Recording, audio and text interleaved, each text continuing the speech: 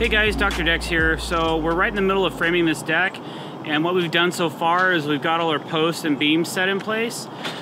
We got our glue lam in the center set, and then we've hung all of our joists, our 2x10 joists, to our beams. So everything's kind of flush set and hung in between the beams on this project. We're doing a waterproof decking product. We're using AZEK decking, and then we're using a product called drdecks that goes in between the groove boards. So we're creating a waterproof deck by adding a product called drdecks to the spline of the groove deck boards that will allow it to be completely waterproof. That's how we're getting away with not using a pressure-treated glue lam underneath the deck instead. So that's what we've done so far. The guys are just kind of finishing up the last few joists, and then I'm starting to patch the holes in the deck that we created by having to install these posts and pour our concrete. So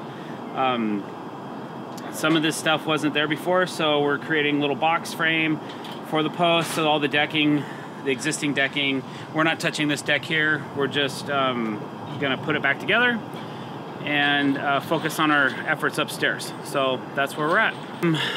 So today our plan is to finish all the framing. We have a little bit of framing to do over here where the existing deck meets with our deck, and there's a little bit of an elevation issue from where the height of this deck comparative to what we did with the existing deck. We had to kind of bring it up some. It was really out of level, so we brought it up some, and now we're focusing our efforts on finishing the joists, and then we're gonna finish putting all this in, and then we need to add some drop-down parts for our fascia that we'll be installing after we get our decking installed.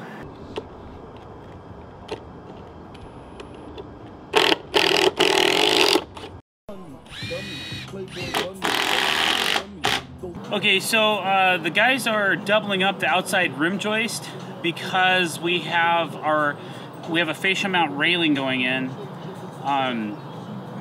So we needed the extra support to keep the rail sturdy. So they're adding a double rim joist for sturdiness for the rail. It also creates a really sturdy outside edge of the deck. So by doing a double rim joist, you're getting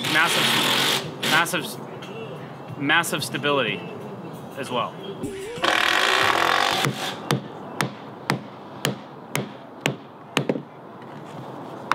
Man, I have not hammered a nail in a deck in 20 years, I don't think. It's been a minute.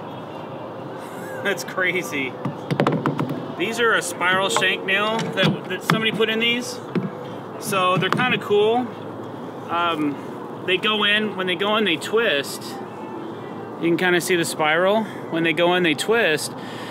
And it gives you a little bit more holding power, and they go in a little bit easier. It's kind of and they're galvanized, so they hold pretty good. When we pulled most of this decking up, the nails stayed in the joists, and it ripped through the deck board. Why haven't you put a deck or a nail in a deck? Oh, in a deck in that long? Yeah. In the top surface? Because it's inferior. It's inferior to screws, in my opinion.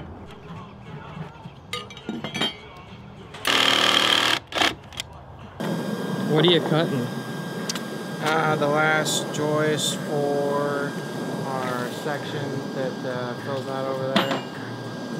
And then we got 2 more joists to put up, and we're done with joists. So, moving forward.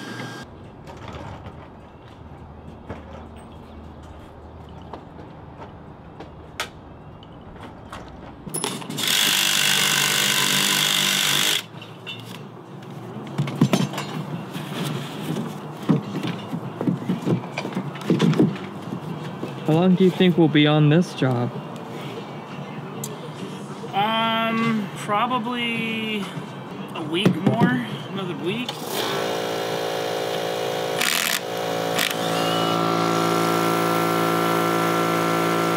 So once we get the framing finished, we gotta install all the decking and then the railing, and then on the far side of the deck we're adding 2 privacy screens, one on the top and one down below, and those are just gonna be made out of standard cedar.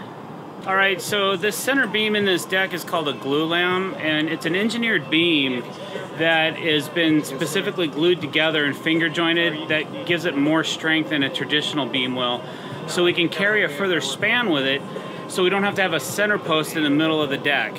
So my goal while designing and rebuilding this deck was to give the homeowner a free space. Since this is all going to be dry, you don't want to walk out the door and then have a post right in the middle of everything. So now they can like spread out and have tables and chairs and stuff in here and not have to worry about a center post in the middle of the deck.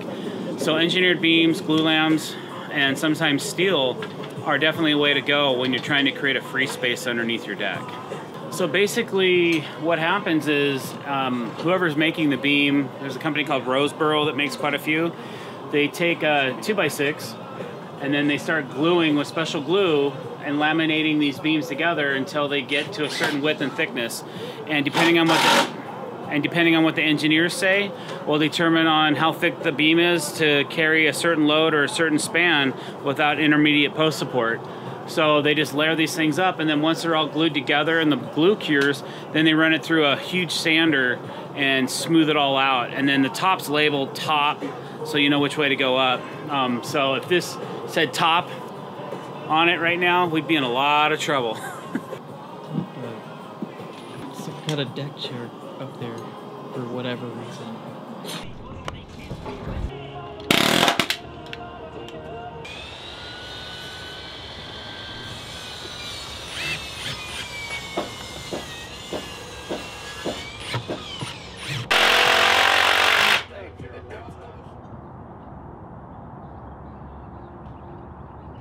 We are laying out some joists that we're going to sister.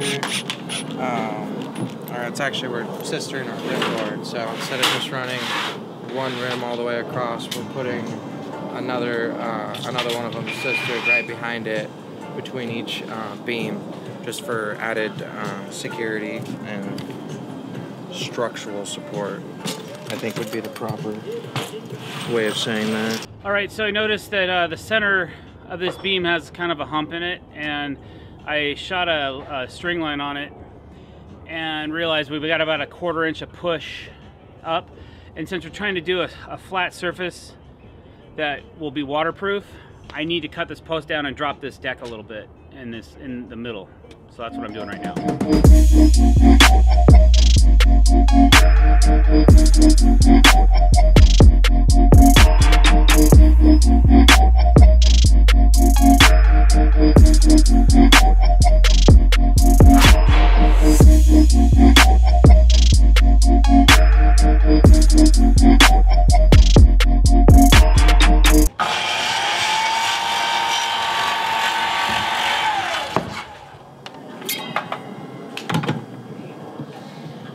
Always wear your safety goggles, eh? I was looking for them.